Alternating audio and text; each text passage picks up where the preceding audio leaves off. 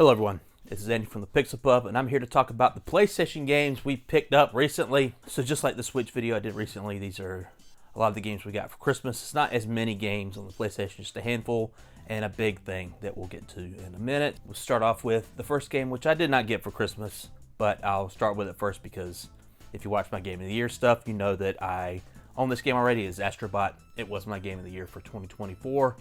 It's an amazing 3D platformer. If you have not played Astrobot and you're a fan of platformers, then you owe it to yourself to play Astrobot. If you had not played Astrobot and you're a fan of PlayStation, then you owe it to yourself to play Astrobot. It's a ton of fun. It won all of its awards, all of its accolades for a reason. And then after I did that Game of the Year video, they went ahead and dropped a free Christmas level that I played like 2 or 3 days before Christmas. It was a ton of fun as well. Just this game is hitting all the right points for me, and yes, I'm happy to have it in the collection. Can't wait for that sequel. Sony, don't let me down. Okay, Biscuit decided to join me here. All right, next up, I don't remember exactly where this game came from. I think I got it from a family member, but it is Valkyrie Chronicles 4. I think I just popped it on my Amazon wishlist because it was like 20 bucks. I haven't played a Valkyrie Chronicles game since the very first one on the PS3, and I remember having a good time with that. For those of y'all who do not know, Valkyrie Chronicles is a kind of a active strategy game. You're basically a little anime World War II kind of squad, and you got snipers and infantry and tanks and stuff like that, and you are given a certain amount of points to move these people around, and you have a certain amount of area you can move them in, and you have action points you could take, and it's a different take on a strategy game. I thought it was really cool at the time, and they kept making them. I think the sequel was like on the PSP, and it got away from me. I didn't really keep up with it until I was like, hey, what's going on with that series last year? So I did pop it in and played it on the PS4 for a little bit, played through the tutorial, and it still feels exactly like I remember feeling it a long time ago when I played it on the PS3. I am actually, Limited Run did a kind of a reprint of the first game on the Switch and stuff like that. Next time we go to the Limited Run physical store, I will be on the lookout for that. We'll see if that's something that I pick up, but yeah, Valkyrie Chronicles 4 seems like it's gonna be a pretty good time. Okay, next up is a game that Kathy got me in, and a game I'm currently playing through and having a damn good time with it. It's Dragon Age: The Veilguard. I've been a big Dragon Age fan since the first one. I played that one on the PS3, continued on with 2 on the 360, which wasn't as good, and Inquisition on PS4 I had a good time with. Just don't think it really lit the world on fire.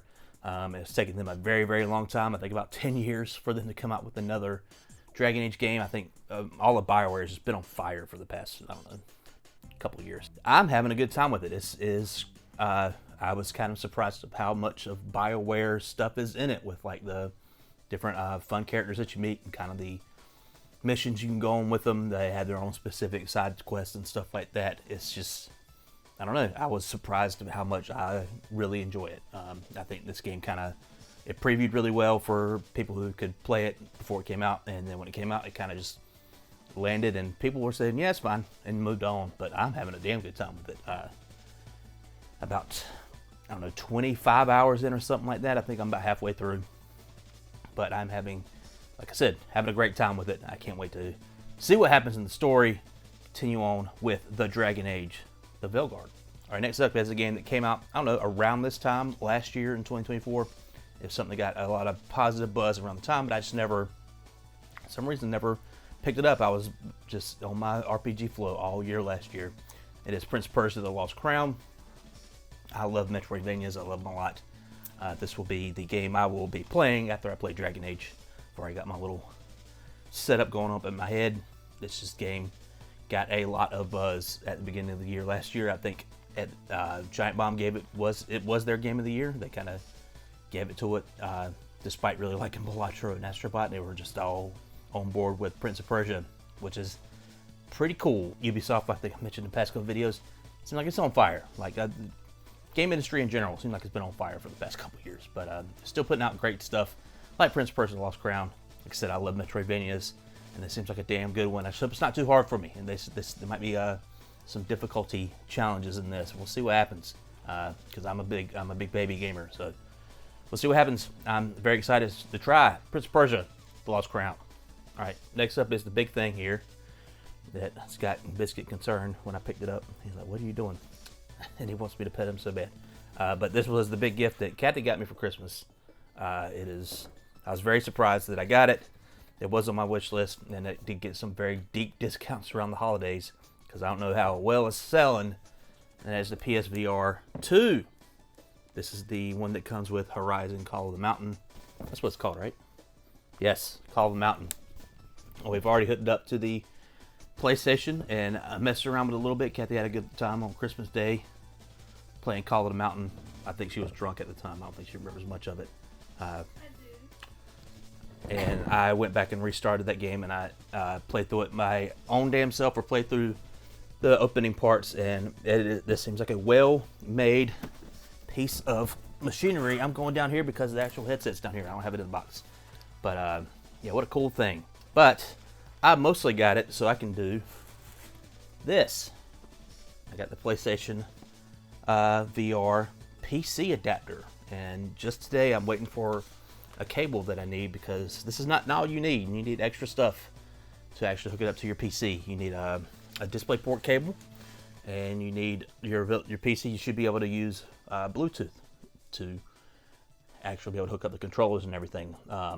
If you can't, you need a Bluetooth adapter. You need a specific one. Yes, it's kind of a mess, but they made it happen. They made it work on the PC, which is what I wanted the most, because most of the good VR games are on the PC. They're putting a lot on Steam. I have a ton on Steam that I bought over the past year with various sales and stuff, and for some reason my MetaQuest 2 just does not want to hook up to the PC. It did when I first built that PC. It was fine, but then it was just like, okay, I want to play through these VR games. It just, every time I tried to hook it up, it was giving me different types of problems, and it was a nightmare. But this thing's going to be way better. I can feel it. It already looks way better inside on the screens and stuff. It's got the eye tracking, which is crazy. It's got the great fun controllers, and the PlayStation VR, the first one and this one, they're the most comfortable headsets, really, because they just, I don't know, they put a lot of thought into the ergonomics and stuff, and how it fits around your head and stuff like that. Yeah, it's super cool. We're in the future now, and yeah, I can't wait to get that cable in, and I'm hook it up, and I'm gonna play some Half-Life Alyx. I'm gonna play some. I got some type of Pinball FX VR, Pinball FX VR 2. I got a Dirt game I could play in VR. Phantasmophobia. I got a bunch of horror games that I got. They were like $5 a piece. Play them in VR, so why not? But yeah, that's cool. Okay, so that's been the PlayStation games we got for the past couple months. Most of them we got at Christmas. Most of them were got from me, because I'm the PlayStation fan, and I get them. Yeah.